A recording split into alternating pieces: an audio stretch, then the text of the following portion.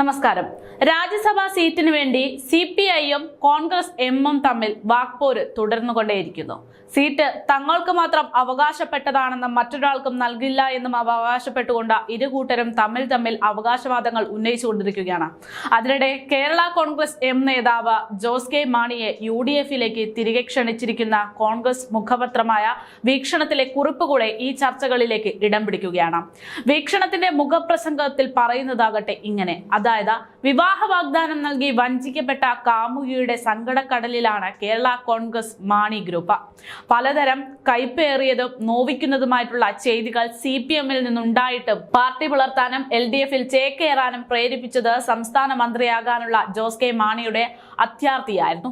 UDFിനോട് കൊടും ചതി കാണിച്ച് LDFിലേക്ക് പോകുമ്പോൾ കയ്യിലുണ്ടായിരുന്ന രാജ്യസഭാ അംഗത്വം എപ്പോഴും സംരക്ഷിക്കപ്പെടണമെന്ന ഉറപ്പും നിയമസഭാ തിരഞ്ഞെടുപ്പിന് ശേഷം ജോസ് കെ മാണിയെ രണ്ടാമനെന്ന പരിഗണന നൽകി പ്രധാന വകുപ്പും CPM വാഗ്ദാനവും ചെയ്തിരുന്നു.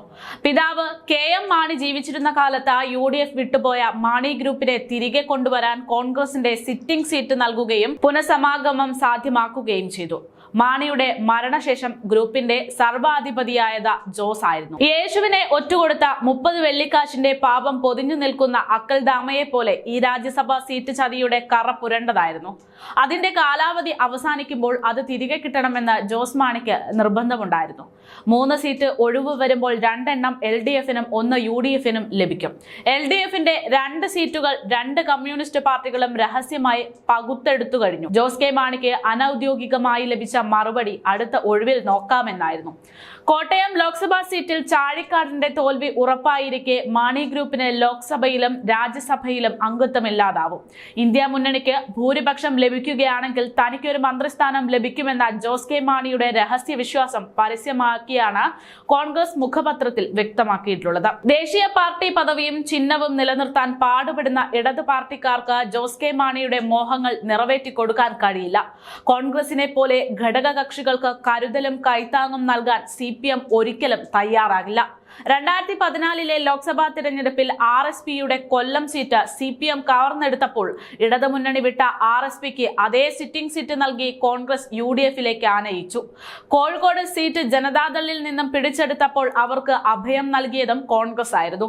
ഘടകകക്ഷികളുടെ ആവശ്യങ്ങൾ നിരാകരിക്കുകയോ അവരെ അവഗണിക്കുകയോ ചെയ്യുന്ന രീതി കോൺഗ്രസിനില്ല. 2011 മന്ത്രിസഭയിൽ 5ാം മന്ത്രിസ്ഥാനവും ഇക്കഴിഞ്ഞ ലോക്സഭാ തിരഞ്ഞെടുപ്പിൽ 3ാമതൊരു സീറ്റ് ആവശ്യപ്പെടുമ്പോൾ രാജ്യസഭാ സീറ്റും മുസ്ലിം ലീഗിന് നൽകിയത് കോൺഗ്രസ് പുലർത്തുന്ന മുന്നണി മര്യാദയുടെ ഭാഗമാണെന്ന് വീക്ഷണം പറയുന്നു. അരനൂറ്റാണ്ടിലേറെക്കാലം KM മാണി കേരള കോൺഗ്രസുകാരുടെ വത്തിക്കാൻ പോലെ കാത്തു സൂക്ഷിച്ച പാലായിൽ ജോസ് മാണി തോറ്റത് കേരള കോൺഗ്രസിന്റെ ദുരന്ത ചരിത്രത്തിൽ ഏറ്റവും കഠിനമായതാണ്. പ്രണയകാലത്തും മധുവിധ കാലത്തും ജോസ് കെ മാണിയെ തലയിലും നിലത്തും വയ്ക്കാതെ ലാളിച്ച CPM ആവേശമൊക്കെ ആറി തണുത്തപ്പോൾ തിരയടിഞ്ഞ കടൽ പോലെ നിശ്ചലമായിരിക്കുകയാണ്. 4 പതിറ്റാണ്ടിലേറെ കാലം തിരുവിതാംകൂറിലെ കർഷകർക്ക് അവകാശബോധത്തിന്റെയും സംഘബോധത്തിന്റെയും സൂക്തങ്ങളും പ്രയോഗങ്ങളും പഠിപ്പിച്ച KM മാണിയുടെ മകന് രാഷ്ട്രീയത്തിന്റെയും കർഷക രാഷ്ട്രീയത്തിന്റെയും നഴ്സറി പാഠങ്ങൾ പോലും വശമില്ല. എതിരാളികൾ മനസ്സിൽ കാണുന്നത് മാനത്ത് കാണുന്ന അതീവ കൗശലക്കാരനായ രാഷ്ട്രീയക്കാരനായിരുന്നു KM മാണി. അത്തരമൊരു മനസ്സോ മാനമോ കൗശലമോ ഇല്ലാത്ത ജോസ് കെ മാണി CPMന്റെ അരക്കില്ലത്തിൽ കിടന്ന് വെന്തുരുകാതെ UDFിലേക്ക് തിരിച്ചു വരുന്നതാണ് നല്ലത്. കോൺഗ്രസിന്റെ മുഖപത്രത്തിൽ പറയുന്നത് ഇങ്ങനെയായിരുന്നു.